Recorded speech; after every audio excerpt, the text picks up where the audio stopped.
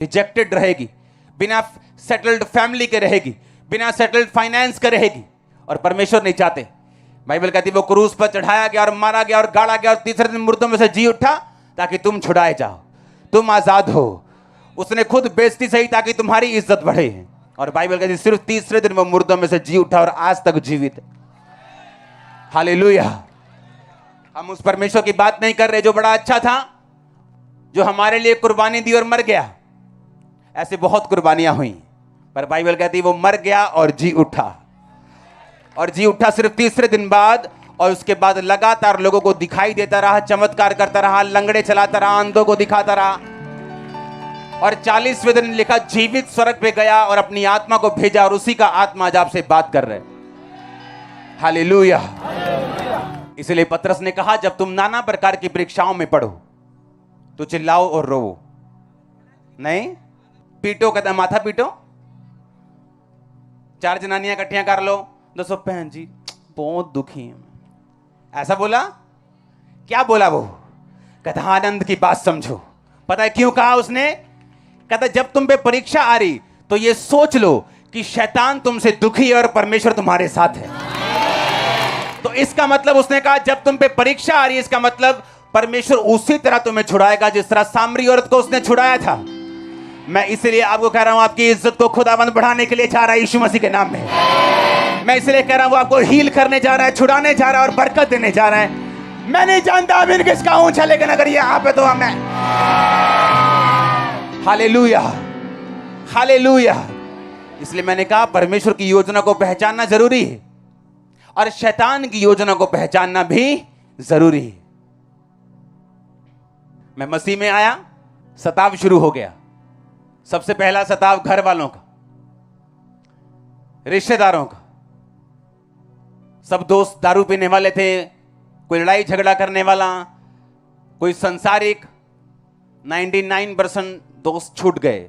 छूट के मतलब छोड़ने पड़े मेरे को। अब दोस्त है नहीं, घर वाले पहले नहीं पूछते, रिश्तेदार खिलाफ हो गए, तो बचा कौन? कोई नहीं। इसीलिए जब कोई नहीं बचा तो मेरे पास एक ही चारा था कि मैं अपने प्रेयर रूम में जाऊं और जो बचा है उससे बात करूं रोज।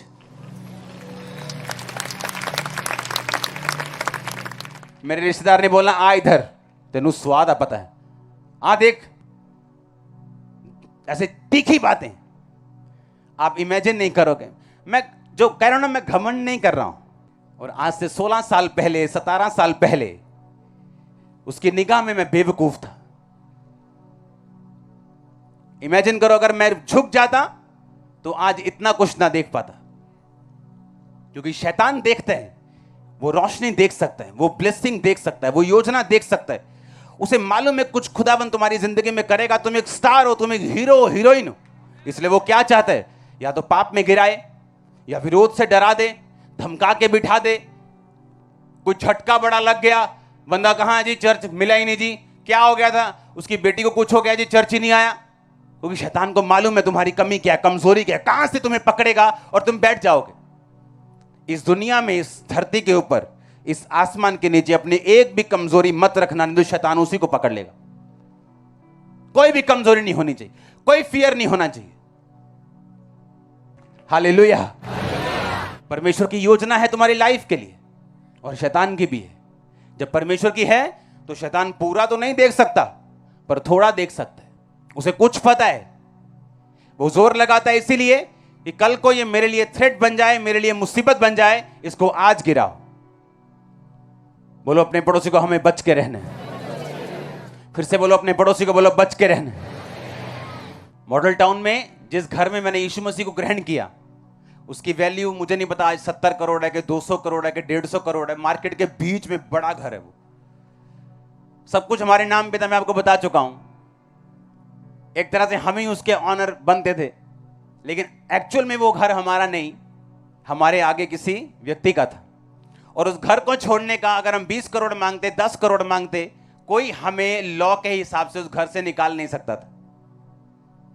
और सोचो अगर मन में लालच होता कि नहीं ले तू ही मंगो पे है, तू ही इन्नी देर रहे घर च दी केयर की। ड्रामे करता है शैतान 100 तरह के। वो आपको 100 तरह की बातें, बहाने सब करेगा, लेकिन आपका मन जानता है कि जो ये है वो क्या है, गलत है। उस घर को छोड़ा बिना पैसे लिए, और ये नहीं कि आगे कोई अच्छा ऑप्शन था। उस घर से निकलकर रेंटेड हाउस में हम रहे हैं, बूटा मंडी में। यहां बूटा मंडी है पीछे, रेंटेड। अब एक कोठी दी, उसके एक साइड हमने रेंट पे ले ली, वहां रख लिया सब कुछ। इमेजिन करो अगर वो पैसे हम ले लेते या वहीं कहीं एडजस्ट हो जाते मॉडल टाउन में, तो आज हम यहां ना होते, इस 50 एकड़ के ग्राउंड। कितने मेरी बात को समझ रहे हैं? शैतान चाहता आप छोटा सोचें, वो चाहता आप फंसें, शरीर के कामों में निकलें आप, ताकि वो बड़ी योजना को रोक दे। तो किसी भी वस्तु का लालच मत करना। किसी के गधे का, किसी की बाइक का, किसी की कार का, किसी के घर का, किसी की पत्नी का, किसी के बच्चे का, किसी के नौकर का तो लालच मत करना। क्योंकि जिस परमेश्वर ने आपको बनाया है, उसने आपकी सभी जरूरतों को भी बनाया हुआ। वो जानता है आपको क्या चाहिए, कब चाहिए, कितना चाहिए। मेरे पास आज जो है मुझे उतना चाहिए। मेरे पास आज जो नहीं है, जो मैं मांग रहा हूं खुदावंद से, वो इसलिए नहीं है आज क्योंकि मुझे चाहिए नहीं एक्चुअल में। जब चाहिए होगा वो भी आ जाएगा। पौलुस ने कहा मेरे पास सब कुछ और मैं सब कुछ कर सकता हूं। और यही आपकी लाइफ है। अपने आप को परमेश्वर की निगाहों से आज से देखना शुरू करो कि अगर शैतान आपको खींच रहा है पाप में, संसारिकता में, विरोध से, सताव से, दुखों से, बीमारियों से, इसका मतलब कुछ है जो वो देख रहे हैं और आप नहीं देख रहे हैं। आपको परमेश्वर के करीब आना है और देखना है फिर वो क्या करता है आप लोगों के लिए। करीब कैसे आएंगे? प्रार्थना में, रोजों में, पापों को छोड़ के उसके पास आएंगे। एक दिन मैं सुबह उठा, और ऐसा नहीं कि मैंने एक रात पहले कोई स्टडी उस विषय में की हो, या मैं ध्यान मैंने उस विषय पे लगाया हो, या कोई स्टोरी देखी हो, या इंटरनेट पे कुछ देखा हो। जैसे मैं सुबह उठा, स्वर्गदूत बोला दानियल।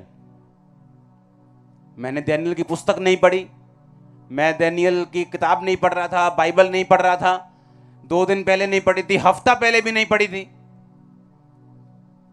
10 दिन क्या महीना पहले भी नहीं दानियल पढ़ा होगा। मुझे पूरा याद है, क्योंकि जब उसने कहा ना दानियल, कुछ नहीं कहा उसने, और जैसे स्वर्गदूत ने कहा दानियल, मैंने कहा दानियल क्या? मुझे पढ़े भी काफी देर होगी दानियल में, और रोज बाइबल पढ़ता हूं, लेकिन मैं अलग कॉन्टिन्यूस पढ़ता हूं, ताकि जब मैं बाइबल पढ़ूं, नया नियम पुराना नियम इकट्ठा, कुछ भी छूटे ना, मैं बैलेंस बना के पढ़ता हूं बाइबल। मैंने कहा क्यों स्वर्गदूत ने मुझसे दानियल कहा, पवित्र आत्मा ने क्यों मुझसे दानियल कहा? मैंने दानियल की पुस्तक खोल ली, पढ़ना शुरू किया। दानियल 3 टाइम परमेश्वर के सामने जाता था, और परमेश्वर मुझसे यह कह रहा था कि तू रोज 3 टाइम मेरे सामने आएगा। और यह आसान नहीं था। 2 टाइम आसान है, सुबह रात को, वो मेरी लाइफ थी। 3 टाइम कैसे जाऊं? शाम का टाइम, काम का टाइम, चर्च का टाइम निकालना, शाम का टाइम, घंटे मेरे पूरे थे जितने होने चाहिए, पूरे टकाटक घंटे पूरे लग रहे हैं परमेश्वर में। लेकिन शाम का टाइम भी मैंने अपने बच्चों को आदत डाली रोज प्रार्थना करने की। वो रोज प्रेयर करते बिन नागा, बिना किसी छुट्टी के। एवरीडे हम रात को प्रेयर करते हैं और फायर प्रेयर करते हैं। जब मैंने अपने बच्चों को लीड किया फायर प्रेयर में, अब मेरी भी दिन में 3 बार हो चुकी है प्रेयर। और आप इमेजिन नहीं करोगे, जब जैसे ही खुदावंद आपको बोलता है और आप उसे पूरा करना शुरू करते हैं, कि वो कैसे रास्तों को खोलता है जब आप उसकी स्पिरिट की आवाज को सुनते हैं। ऐसे रास्ते जो आपने 5 साल बाद का प्लान बनाया हुआ है, 10 साल बाद का, वो स्वर्ग खोलते और काम खत्म। आप तैयार हैं उसका पीछा करने के लिए? समझ गए क्यों मुसीबतें दे रहा था शैतान, क्यों पाप की ओर लेके जा रहा था शैतान? समझे कि नहीं? अपने हाथों को उठा, बोलो मैं समझ गया।